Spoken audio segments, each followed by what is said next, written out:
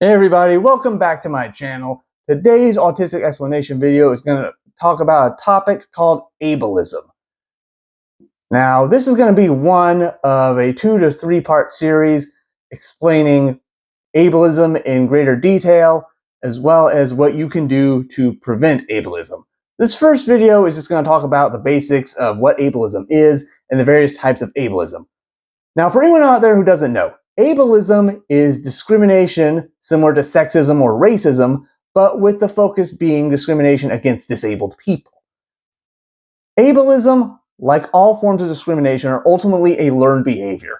And many times, this behavior is not consciously learned. It is absorbed from stereotypes and media representation.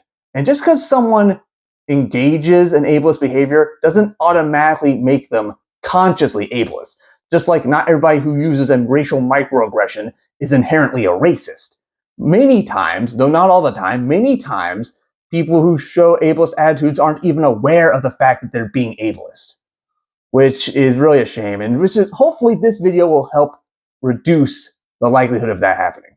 Now, there are several different types of ableism, and I've personally broken this down to 2 main categories I like to call attitude-based ableism and action-based ableism based on how they manifest. The first type of attitude-based ableism is known as institutional ableism.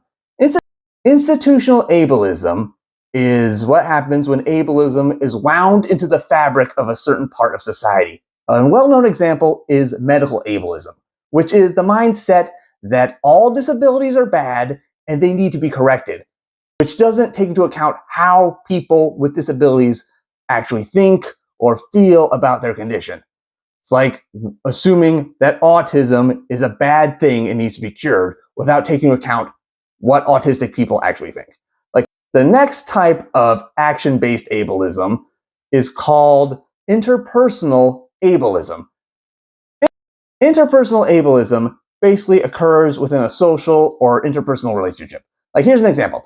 Let's say you have parents of a child with cerebral palsy, and the parents, instead of simply accepting the fact that their child has CP and accommodating for it, they have the desire to cure the child or wish the child had never been disabled in the first place. Now, I've never experienced this myself, but I'm sure that it's happened out there somewhere. And that's just not okay. People should be accepted and accommodated whether they have a disability or not. The third type of attitude-based ableism is called internalized ableism. Internalized ableism is what happens when a disabled person absorbs all the negative stereotypes and stigma regarding their condition and applies it to themselves. Like an example being an autistic person wishing that they could be normal instead of being autistic.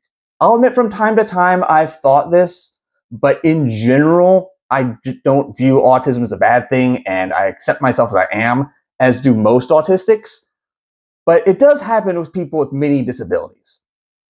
The next 3 types of ableism are what I like to call action-based ableism, because it can result in harmful action towards disabled people. The first type of action-based ableism is hostile ableism. Hostile ableism is characterized by blatantly aggressive actions towards disabled people. Now, this can range from anything from bullying all the way up to murder.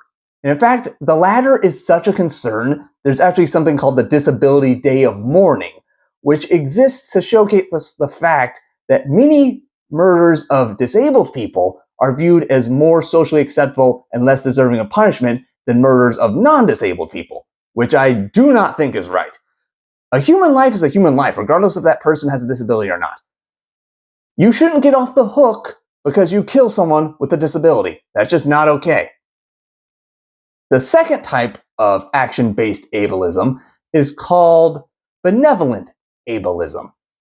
Benevolent ableism is what happens when a non-disabled person treats a disabled person well, but views them as weak or vulnerable, speaks to them in a patronizing way, or views them as an overgrown child, incapable of making their own decisions. Like a perfect example I saw a while ago in a Darman video. If I can find the link, I'll include it. But basically, if I remember correctly, This woman in a wheelchair, she's in a grocery store and she's using a tool to reach something off a higher shelf, and she's about to reach it when this non-disabled woman comes up and puts the item in the cart for the disabled woman and offers to pay for the disabled woman's groceries with the mindset that, people in wheelchairs don't make that much money and that people with disabilities always need help. Now, it is true in many cases that some people with disabilities do need help, but you can't just assume that people need help just because they have a disability. Many disabled people, we are far more capable than non-disabled people understand. So while that's good intentions, it's really poor execution. Just please don't assume that anyone who's disabled needs your help. Unless they actively ask for your help or you actively see them struggling with something, please don't give us unnecessary help. It's just not wanted. Now, the final action-based ableism is what's called ambivalent ableism. Ambivalent ableism can be seen as a mix of hostile ableism and benevolent ableism. Typically, these interactions start out more positively, in which case the non-disabled person is treating the disabled person well, but often in a patronizing way and offering unnecessary help. And when this help is refused, the non-disabled person typically becomes angry and hostile, like offering to pay for a disabled person's groceries, but when the disabled person's like, oh, no thanks, I got this, they're like, what, are you kidding me? You should be grateful I'm helping you. That type of mindset. Now, to me, ambivalent ableism is just really confusing. It's like walking on eggshells with a non-disabled person. So we don't know what we're going to get, and it's just really unnecessary. So those are like the basics of ableism. I hope you all enjoyed this video, and a new video will be coming out soon explaining how ableism can manifest itself and how you can fight against it. So let me know if you like this video. Like, comment, and subscribe. I'll see you in the next video. Bye.